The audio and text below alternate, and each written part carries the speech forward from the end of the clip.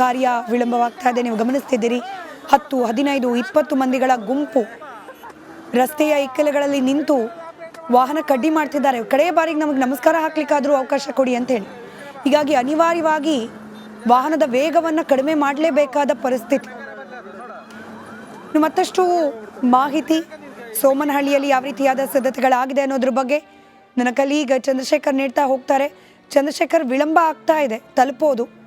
ಈ ಕಾರ್ಯ ಅಂತಿಮ ವಿಧಿವಿಧಾನಗಳು ಅಂದ್ಕೊಂಡ ಸಮಯಕ್ಕೆ ಪ್ರಾರಂಭ ಆಗುತ್ತಾ ಅಥವಾ ಅಂತಿಮ ದರ್ಶನಕ್ಕೆ ಮತ್ತಷ್ಟು ಸಮಯ ನೀಡಬೇಕಾದ ಅನಿವಾರ್ಯತೆ ಬಂದು ಅದು ವಿಳಂಬ ಆಗೋ ಸಾಧ್ಯತೆ ಇದೆಯಾ?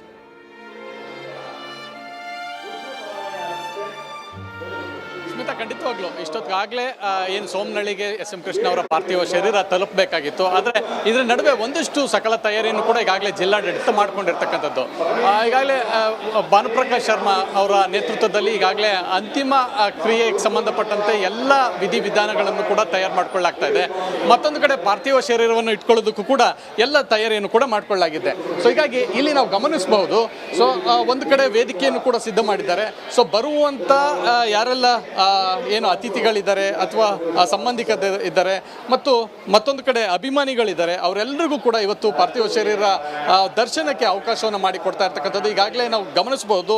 ಎಸ್.ಎಂ. ಕೃಷ್ಣ ಅವರ ಕುಟುಂಬ ಏನಿದೆ ಆ ಕುಟುಂಬ ಈಗಾಗಲೇ ಇಲ್ಲಿ ಕುಳಿತಿರ್ತಕ್ಕಂಥದ್ದು. ಮತ್ತೊಂದು ಕಡೆ ಎಸ್.ಎಂ. ಕೃಷ್ಣ ಅವರ ಸಂಬಂಧಿಕರು ಜೊತೆಯಲ್ಲಿ ಪರಮಾಪ್ತ ಮತ್ತು ಶಿಷ್ಯ ಅನ್ನಿಸ್ಕೊಂಡಿರ್ತಕ್ಕಂಥ ಡಿ.ಕೆ. ಶಿವಕುಮಾರ್ ಅವರ ಪತ್ನಿ, ಹಾಗೆ ಕುಣಿಗಲ್ ಶಾಸಕ ರಂಗನಾಥ್ ಅವರ ಪತ್ನಿ ಎಲ್ಲರೂ ಕೂಡ ಇಲ್ಲೇ ಇರ್ತಕ್ಕಂಥದ್ದು. ಇನ್ನು ಎಸ್.ಎಂ. ಕೃಷ್ಣ ಅವರ ಇಡೀ ಕುಟುಂಬ ಅಂದರೆ ಅವರ ತಂಗಿ ಸಹೋದರಿ ಆಗಿರ್ಬೋದು ಮತ್ತು ಬೇರೆ ಬೇರೆ ರಕ್ತ ಸಂಬಂಧಿಗಳೇನಿದ್ದಾರೆ ಅವರೆಲ್ಲರೂ ಕೂಡ ಈಗಾಗಲೇ ಬಂದು ಪಾರ್ಥಿವ ಶರೀರದ ಅಂತಿಮ ದರ್ಶನಕ್ಕೆ ಕಾದು ಕುಳಿತಿರ್ತಕ್ಕಂಥದ್ದು.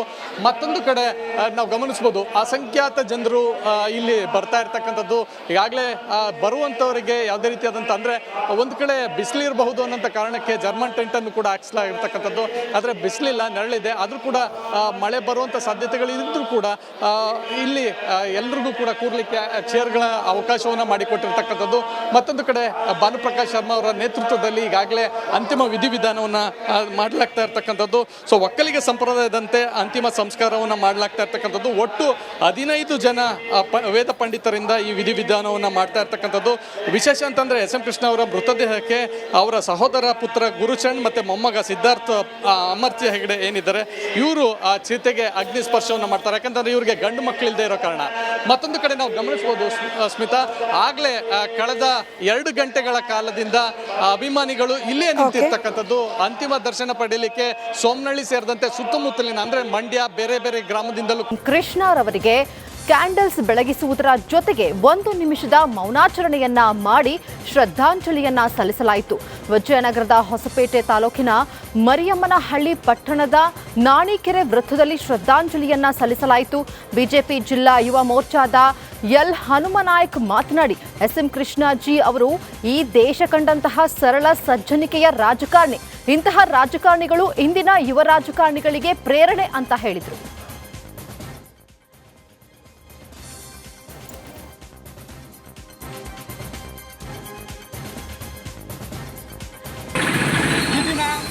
ನಮ್ಮ ಮರಮ್ನಹಳ್ಳಿ ಪಟ್ಟಣ ವಿದೇಶಾಂಗ ಸಚಿವರಾಗಿ ಸುದೀರ್ಘ ಕಾಲ ನಮ್ಮ ಕರ್ನಾಟಕಕ್ಕೆ ಅತ್ಯುತ್ತಮ ಸೇವೆ ಸಲ್ಲಿಸಿದಂತಹ ಸರಳ ಸಜ್ಜನಿಕೆಯ ರಾಜಕಾರಣಿ ಎಸ್.ಎಂ. ಕೃಷ್ಣನವರು ಇವತ್ತು ನಿಧನರಾಗಿರುವುದು ತುಂಬನೇ ದುಃಖಕರ ಸಂಗತಿ. ಪವಾಡ ಪುರುಷ ಪೂಜ್ಯ ಶ್ರೀ ಹವ ಮಲ್ಲಿನಾಥ ಮಹಾರಾಜರಿಂದ ಭಕ್ತರಿಗೆ ಕಬ್ಬಿನ ಹಾಲನ್ನು ಪ್ರಸಾದ ರೂಪದಲ್ಲಿ ವಿತರಣೆ ಮಾಡಲಾಯಿತು. ಕಲ್ಯಾಣ ಕರ್ನಾಟಕ ಭಾಗದ ಭಕ್ತರಿಗೆ ದರ್ಶನ ನೀಡಿದ ಪೂಜ್ಯರು ಬೀದರ್ ನಗರದ ನೌಬಾದ್ ಬಳಿಯ ರಿಂಗ್ ರೋಡ್ ಬಳಿ ಭಕ್ತರಿಗೆ ರುಚಿಕರ ಕಬ್ಬಿನ ಹಾಲನ್ನು ವಿತರಣೆ ಮಾಡುವ ಮೂಲಕ ಭಕ್ತರಿಗೆ ಪೂಜ್ಯರು ದರ್ಶನವನ್ನ ನೀಡಿದ್ದಾರೆ. ಇನ್ನು ಒಂದೇ ದಿನ 10,000ಕ್ಕೂ ಅಧಿಕ ಭಕ್ತರಿಗೆ ಕಬ್ಬಿನ ಹಾಲನ್ನು ವಿತರಣೆ ಮಾಡಲಾಯಿತು. ಇಂಥ ಪವಾಡ ಪುರುಷರು ನಮ್ಮದು ದೇಶದಾಗಲಿ ಕರ್ನಾಟಕದಾಗಲಿ ಇಡೀ ಭಾರತದಾಗೆ ಇವ್ರದ್ದು ಪ್ರವಾಸಗಳು ಯಶಸ್ವಿ ಆಗಲಿ ಅಂತ ದೇವ್ರ ಬಳಿ ಆತ್ಮೀಯದಿಂದ ಕಳ್ಕಳಿ. ಇವತ್ತಿಂದು ಅವರು ಬೆಳಗ್ಗೆ ನನಗೆ ಅನಿಸಿದ ಮಟ್ಟಿಗೆ 9 ಗಂಟೆ ಹಿಡಿದು ಕಬ್ಬಿನ ಪ್ರಸಾದ ಅಕ್ಕಲ್ಕೋಟದಿಂದ ತೊಗೊಂಡು ಬಂದಾರ. ಕಬ್ಬಿನ ಹಾಲು ಅಕ್ಕಲ್ಕೋಟದಿಂದ ತಂದು ಇಲ್ಲೆಲ್ಲ ಪ್ರಸಾದ ಮಾಡ್ತಾ ಇದ್ದಾರೆ. ಹಜಾರೋ ನಾನು 3 ಗಂಟೆ ತನಕ ಕೂಡಿಸ್ಕೊಂಡಾರ. ನನ್ನ ಕೈಯಲ್ಲಿ ಇವತ್ತೊಂದು 40